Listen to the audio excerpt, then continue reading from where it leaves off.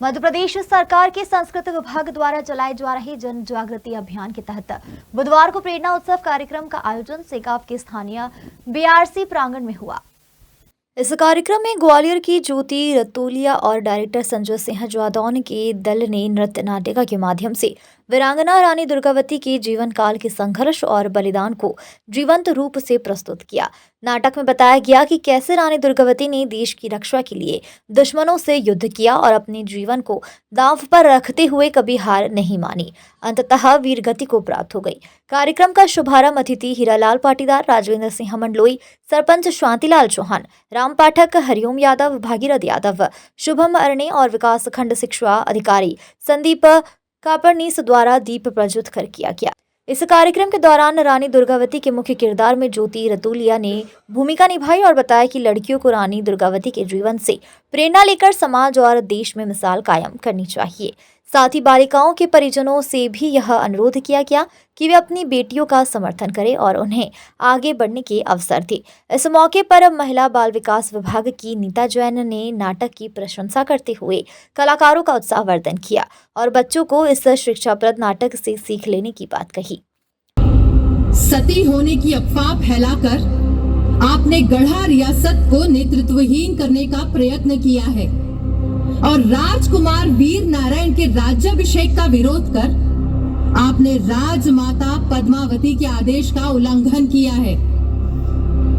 यदि आपके स्थान पर कोई और होता तो उसे इस जघन्य अपराध के लिए मृत्यु दंड दे दिया जाता। देखिए कि अभी वर्तमान समय में इस तरीके के कार्यक्रम करने की आवश्यकता पड़ रही है। इसका मतलब है कि हमारा युवा कहीं ना कहीं अपनी पुरानी सभ्यता में जो हमारे लोग रहे हैं इतिहास में, उनको भूलते जा रहे हैं। मध्य प्रदेश शासन या हमारी भारत सरकार ये चाहती है कि वो लोग अपने पुराने इतिहास को पढ़ें और ये जानें कि रानी दुर्गावती कौन थी या वृषभगुंडा जी कौन थे, क्योंकि बच्चे उनके नाम तो जानते लेकिन उनके जीवन के बारे में जब हम कुछ पूछते हैं तो शायद वो बता नहीं पाते। आपने देखा होगा इस नाटक में रानी दुर्गावती जब उनके देवर उनका विरोध करते हैं तो वो कहती हैं कि मैं पर्दा डालकर नहीं बैठूंगी, यानी कि इतने साल पहले उन्होंने पर्दा प्रथा का विरोध किया। तो महिलाओं के लिए आवाज़ उठाने वाली पहली महिला कह सकते हैं जिन्हें पर्दा प्रथा का विरोध किया।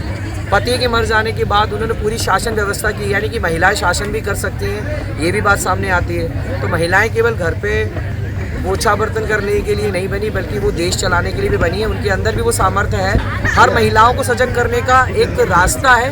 ये नाटक ऐतिहासिक पृष्ठभूमि पर है लेकिन मुझे पूरा आधुनिक लगता है कि वर्तमान में भी कई माता पिता बच्चियों को पढ़ाने में हिचकते हैं, उन्हें आगे बढ़ाने में हिचकते हैं। मुझे लगता है ये नाटक उन माता पिता और अभिभावकों को एक संदेश देगा, एक प्रेरणा देगा, क्योंकि इस नाटक का, इस उत्सव का नाम भी प्रेरणा उत्सव है, ताकि वो अपने बच्चों को आगे बढ़ाएं, उन्हें सपोर्ट करें। और इतिहास हमेशा इसलिए पढ़ना चाहिए कि इतिहास से हम लोग कुछ सबक लेते हैं और उसके साथ आज के समय में क्या सुधार कर सकते हैं। क्या नाम लिखता है? जी, मेरा नाम संजय सिंह जादौन है और हम लोग पूरा दल ग्वालियर से यहाँ आए हैं और रानी दुर्गावती नाटक करने की जिम्मेदारी हमारी संस्था समन्वय सांस्कृतिक एवं समाज कल्याण समिति को मिली और आज हमारा यहाँ सेगांव में ये सफल मंचन है और आज हमारी 5वीं प्रस्तुति है। सेगांव से संजय जायसवाल की रिपोर्ट।